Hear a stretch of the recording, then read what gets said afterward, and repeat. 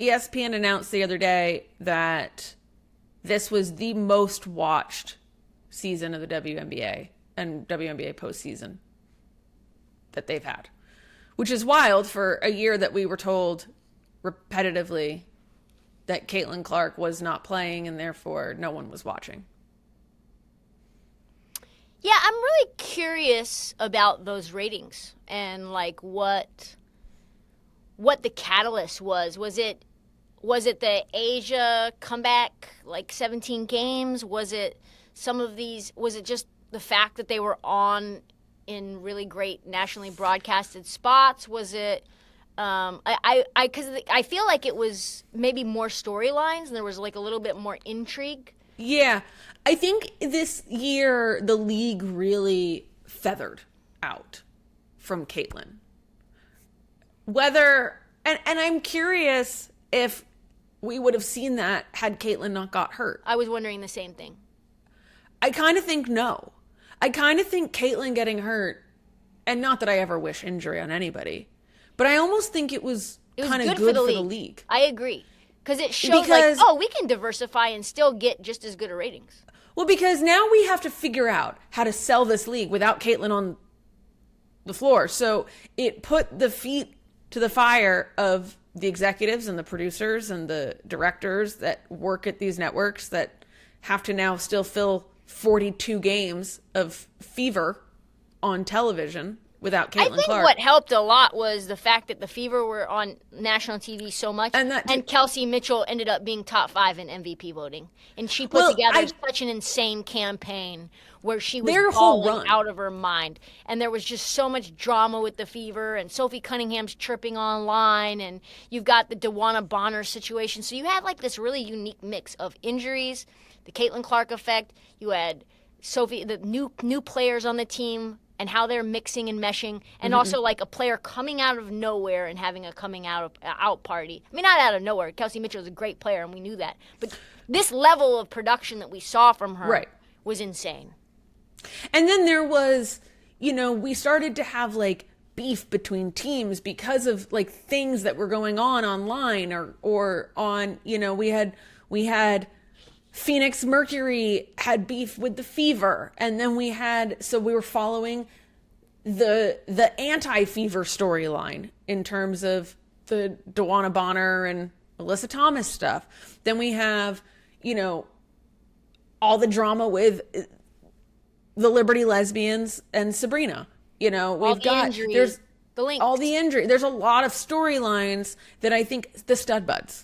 Another one. Yep. I think there were a lot of things that got people attached to different aspects of the game. Put your V's up. The Valkyries. I mean, there was a lot of the CBA, Fee, Asia versus Fee all the way down to the very end for MVP. I think there was just a lot of really compelling things that I think we would not, I mean, would they still have happened if Caitlin had been there?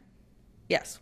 Would we be talking about them? Maybe not. Would we know? Well, because would we know about them? Would the 5 outlets that cover women's sports be using their allotted 4 posts a day to talk about Sophie Cunningham, or would they just be talking about Caitlin Clark over and over and over again? Yes, they would.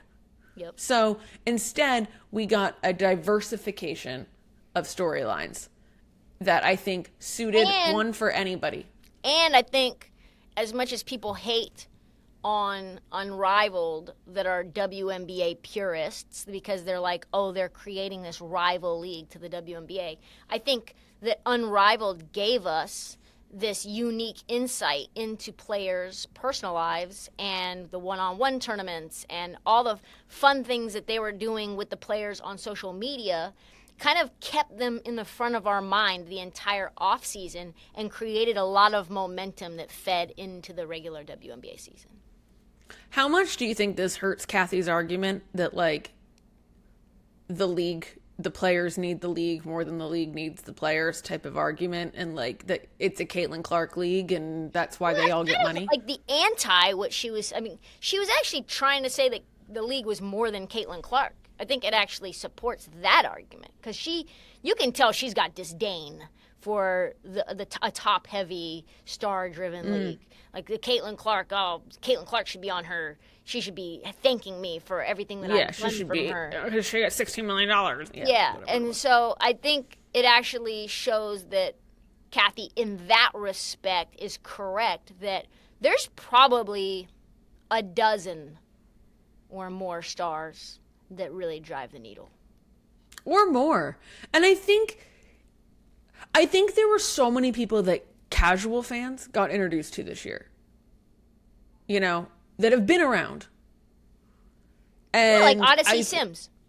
Like Odyssey Sims. But even bigger than that, like Jackie Young. Yep. You know, like Kalia Copper. Like Alicia Gray. Alicia. Big Al. I think that there were a lot of people that got to kind of... The All-Star Game helped it a lot. It was more of a grab bag of who you wanted to be a fan of. I think the All-Star Weekend helped a lot. The Stud Buzz stream. 100%. Getting access to touching all these different WNBA players and seeing their personality in that setting.